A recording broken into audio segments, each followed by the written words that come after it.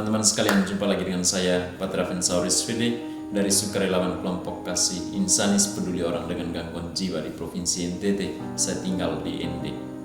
Hari ini ada satu kabar baru yang sebetulnya sudah beberapa hari terakhir ini saya dengar kabarnya, tetapi malam ini baru saya mengontak keluarga. Keluarga apa? Keluarga yang di dalam rumahnya ada, atau di dalam keluarga itu ada seorang yang menderita gangguan jiwa. Siapa dia?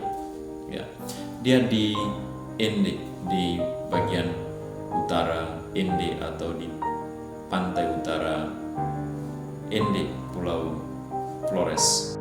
Dia pernah dirawat di Panti Rehabilitasi Jiwa Renceng Mose di Ruteng. Ruteng itu adalah ibu kota Kabupaten Manggarai, juga ada di Pulau Flores. Bagi teman-teman yang berada di luar Pulau Flores atau di luar NTT mungkin belum kenal, mungkin ya. Beberapa waktu dia dirawat di sana, dan sebelum dirawat dia pernah dipasung di kampungnya oleh keluarganya, oleh masyarakat, dan keadaannya membaik ketika pulang ke kampung. PR kita memang adalah setelah dia seseorang atau pasien kembali ke tengah keluarga atau ke tengah masyarakat adalah memberikan edukasi kesehatan jiwa kepada keluarga, kepada anggota masyarakat. Agar apa? Agar kesehatan yang telah dicapai oleh seorang pasien, oleh siapapun yang pernah dirawat di panti, itu mesti dijaga bersama. Kesehatannya mesti didukung agar bukan hanya terjaga, tetapi supaya juga bisa lebih maju, bisa lebih baik, bisa lebih produktif terkait kerjanya. Selama ini dia bekerja, ya. Lalu beberapa hari-hari terakhir ini dia kambuh dan dia dipasung lagi jadinya. Oke, mau diantar lagi ke panti rehabilitasi. Keluarga bersedia, kita juga bersedia, tetapi kita mengontak ke panti rehabilitasi jiwa, dan yang saya tahu akhir-akhir ini karena COVID maka panti belum bisa menerima pasien yang baru. Demikian juga untuk pasien yang ini, sekalipun sudah pernah ke panti lalu kambuh lagi, tidak mungkin tidak dengan sendirinya dia diterima begitu saja. Tentu dengan tetap pihak panti mempertimbangkan berbagai hal terkait pada masa pandemi COVID-19, ya. Ketika dia kambuh seperti ini, yang pertama adalah dia dipasung, ya. Dan kita memang selalu mencegah terjadinya pemasungan ulang, tapi toh terjadi, dan ketika sudah dipasung baru kita tahu, ya, itu kita memang prihatin juga, ya. Sebagaimana pasien pada umumnya, salah satu yang menyebabkan orang kambuh adalah banyak hal lah pemicunya, tapi salah satunya adalah tidak rutin mengonsumsi obat. Dan sekarang pun berdasarkan keluhan keluarga, pasien ini tidak mau lagi meminum obat, dan kita minta keluarga untuk apakah obatnya sudah ada atau belum. Ya, kita minta keluarga untuk adakan obatnya dulu, baru kita akan siasati bagaimana caranya supaya dia bisa konsumsi obat. Itu yang pertama. Yang kedua adalah saya agak kaget tentang satu hal. Apa? Ketika pasien ini kambuh, dia melakukan ulah yang memang cukup berat untuk konteks kampung, yakni merusak alat-alat budaya atau alat-alat tradisi di kampung itu, dan dia mendapat hukuman oleh karena ulahnya itu.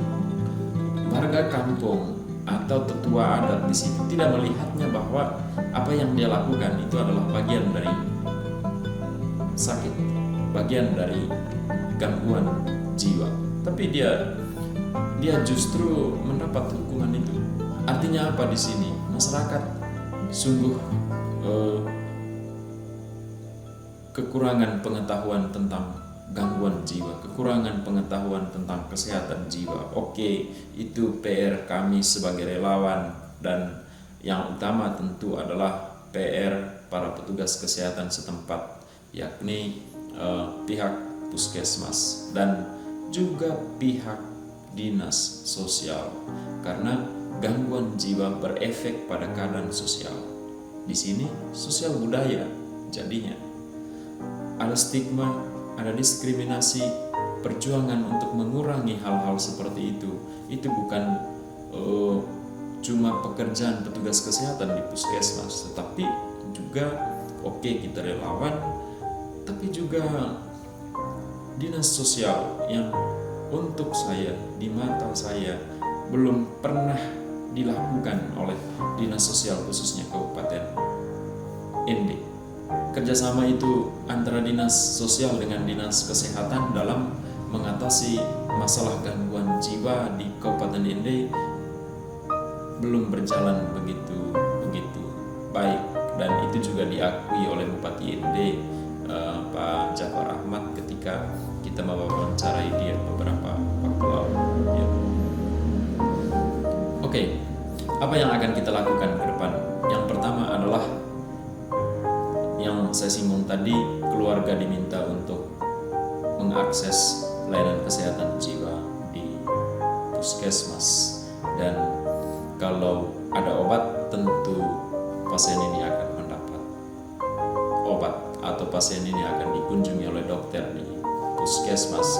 Kalau tidak ada obat, biasanya yang bisa kita lakukan adalah keluarga meminta resep dari dokter di puskesmas, lalu resep itu kita bawa ke kota ND, kita omong konteksnya ND, kita bawa ke kota ND, ke apotek rumah sakit atau ke beberapa apotek yang menyediakan obat medis untuk penderita gangguan jiwa.